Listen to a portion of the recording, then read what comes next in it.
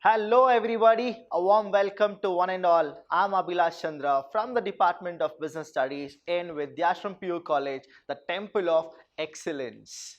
Guys, today I have brought some important topics for you, and these topics, if you understand, you can start your own business, you can join any corporate and you will have a huge package because these topics are something which is very useful for all of you.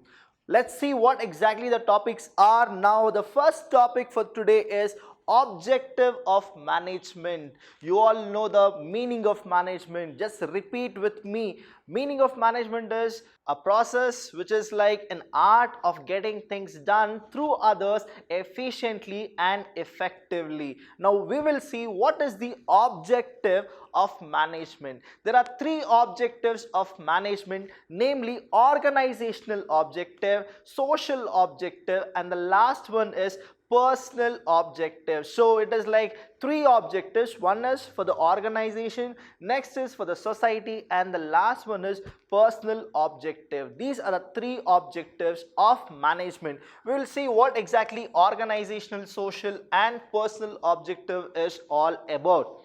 Now, firstly, we have organizational objective. That means the business entrepreneurs or the MNC company or a corporate sector, they have their organizational objective. What is it? They are divided into like three parts. How many parts we have in the organizational objective? There are three parts. That is, the first one is survival. The first one is survival. That means they need to survive in the industry, they need to survive in the market. That is the first objective of the organization. The next objective is, after I survive, I need to make profit. What am I need to make? I need to make profit. Only when I make profit, I can withstand any competition. That's the reason after survival you have the next objective, that is I need to go with profit making. Here in profit you have two types, that is profit maximization and wealth maximization. How many are there? There are two. In profit you have profit maximization and wealth maximization.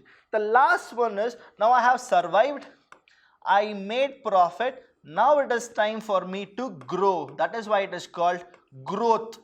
What is it? It is called growth. So there are three: survival, profit, growth.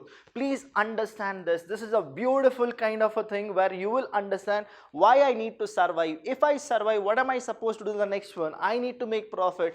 If I am making profit, the next thing is I need to grow, I need to expand, I need to merge, I need to acquisite, I need to conquer, I should be in the market. That is what the real objective of organization is all about. The next is, we have social.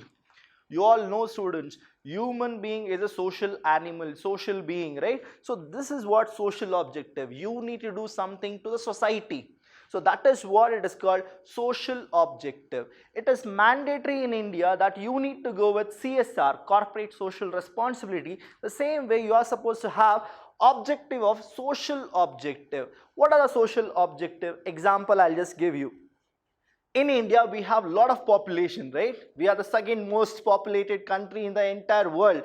So the social objective is, we need to give employment opportunity to the people. Now, who are the people? That is Indians. We need to give more and more employment opportunity to our own people. That is the one of the social objective. Next, what exactly it is? You all know in India what happens. Air pollution, all those things. Now, you need to have an organizational kind of a objective. In the same way, you need to have social objective to reduce air pollution, to use sophisticated technology so that our India will also grow, as well as the atmosphere also and the ecosystem also will be safe. This is what social objective is all about. The last one we have is personal objective. Now you are supposed to think about yourself. What is that I will get? What is the benefit I'll get if I go with all these kind of a thing? That is, you need to be little selfish now to think your standard of living need to increase. That is called as personal objective. In personal objective, what all you have? That is, you have salary. You need to get salary. right? Next, your standard of living need to increase. Standard of living need to increase.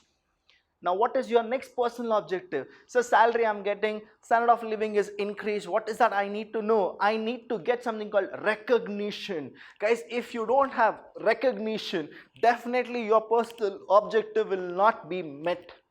That is the reason we need to go with salary, standard of living, then your recognitions, okay, then you have incentives. What is it? Incentives. Now you need to get incentives and all those things. Now this is your personal objective. So let's go for a quick recall. In objective of management, we have three. That is, the first thing is organizational objective. In organizational objective, we have three: survival, profit, and you have growth. The next one is you have social objective. In meanwhile, I'll just tell you more about social objective in the coming slides. The next thing is personal objective. In personal objective, you need to get salary, you need to have a proper standard of living, and the next thing is your incentives, recognition, your power, your authority, and everything. This is what is called as the objectives of management. Hope you all can remember all these things. Now moving on, we have the next topic called meaning of coordination. Guys, meaning of coordination. What is coordination?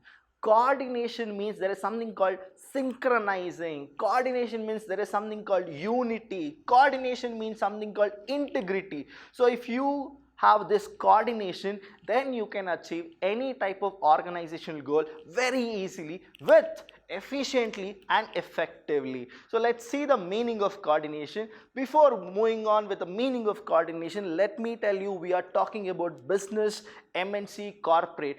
In corporate, in MNC, the manager is there. Who is there? The manager.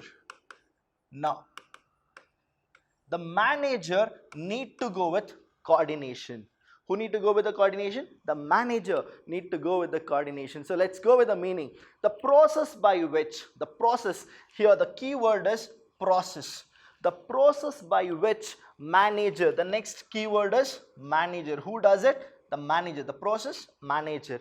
And what does he do? He'll coordinate. That means what? Synchronizes. This is the third word. Synchronizes. What does he synchronize? He synchronizes all the different department managers. He will synchronize whom? All the other activity, different department. That is called as coordination. Beautifully it has been explained. I'll just tell you what exactly it is. It is a role of all the manager, right? And what does they do? They will synchronize the activity of each and every department. This is called coordination. The next meaning you have, coordination is the force. Coordination is the force that binds, that means there is something, right? There is some effort, some force which binds all the other functions of management. Functions of management. See here also management. Functions of management. You remember in our sessions, what are the functions of management? I'll just write it here. If you start with the function of management, the first function is planning. The first function is planning. After that you have here, it is a continuous process, right? It is a continuous process. The next thing is organizing. What is it? Organizing. These are the functions of management, students. The next thing here you have staffing. Staffing means right person on a right place.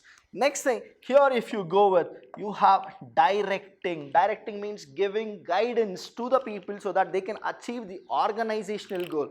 And the last word is here, if you go with, is controlling. You need to control. That means comparing actual performance with standard performance. If there is any deviation, then you need to rectify it. And then again it will go with what? Planning, because it is a continuous process. But so where exactly coordination comes? Coordination comes everywhere. If you don't have coordination here, it is gone. Coordination should be here. Coordination should be here. Coordination should be here.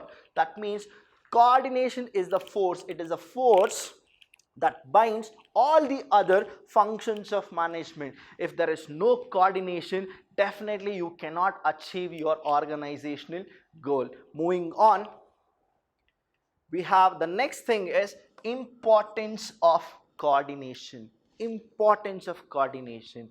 Understand here. We'll take a small break kind of a thing. Importance of coordination is a 2 marks question. That is, they're gonna give you a question in the part B. Give any 2 examples of importance of coordination, or give any 2 importance of coordination. So you're supposed to write, if you have coordination, then you will get growth.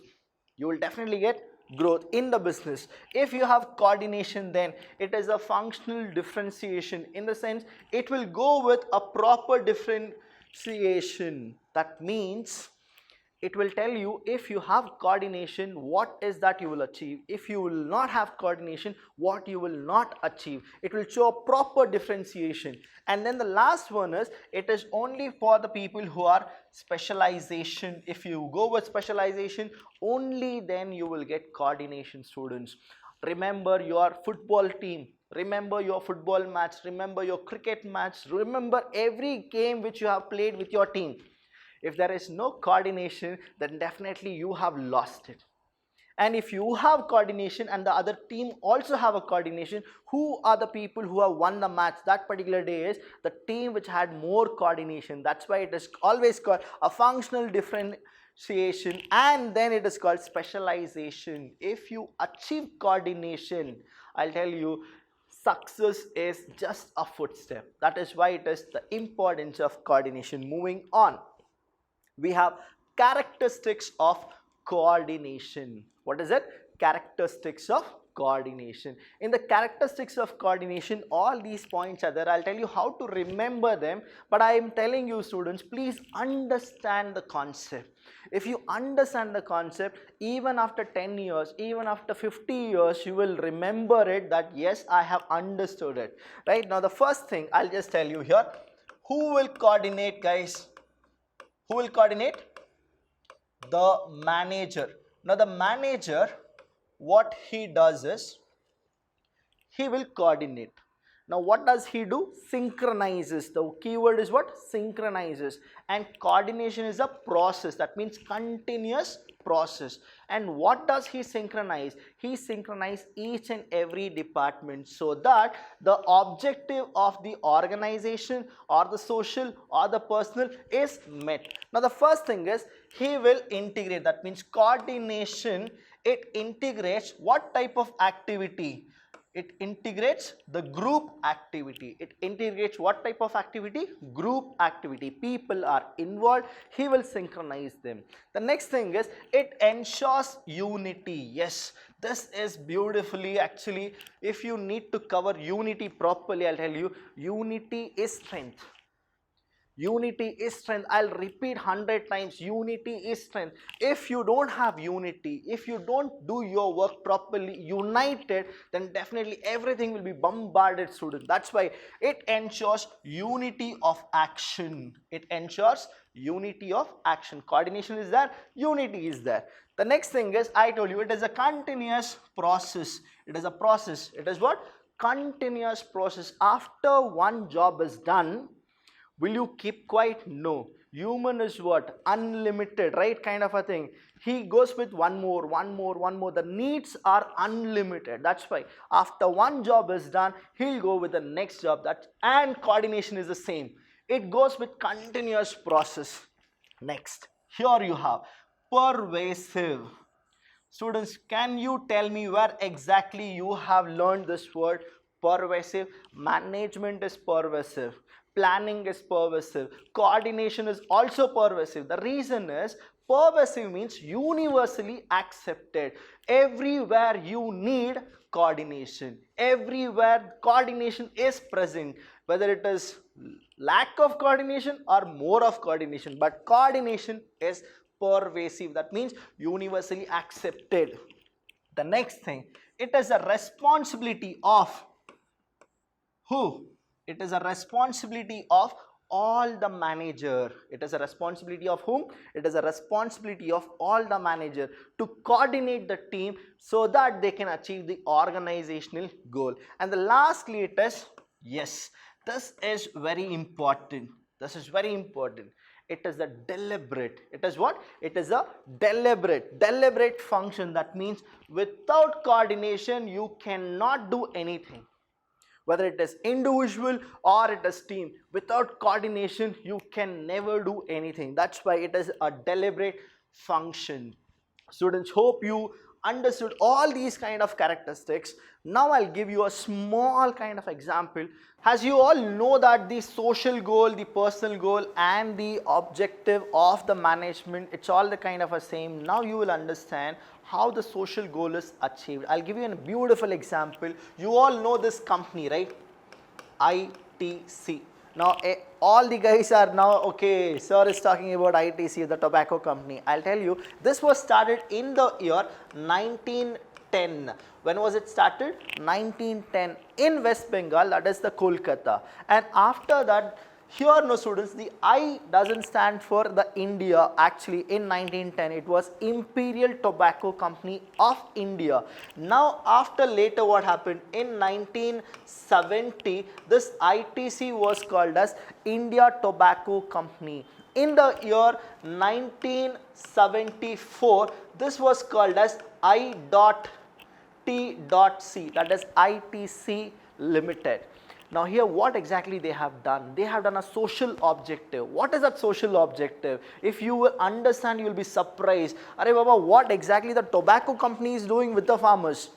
They have installed something called e-Choupal, C-H-O-U-P-A-L. E-Choupal, that is e-Choupal means it is a internet kind of a business which is given to the farmers. Now the farmers, what they do is they can interact with many farmers with this e-Choupal. Now this Choupal means a gathering in the village, and they have started as if none of the country in the world has done it. This is the first time where the ITC people have launched in 35,000 villages, 35,000 villages in 10 states. In that 10 states, Karnataka is also one of them, and our farmers are getting advantage of this ITC. This is what the social objective of IT is. Now, what exactly the social objective of ITC is? That means the farmers are there. Now the farmers will be getting something called brokers. After that it is the customers.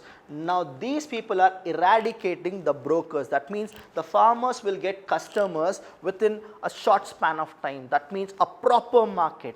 This is called social objective. As well as now you know the organization of ITC is what? To make more profit. And what is the personal objective? To earn more salary. Now students, this is what the topic for the session is.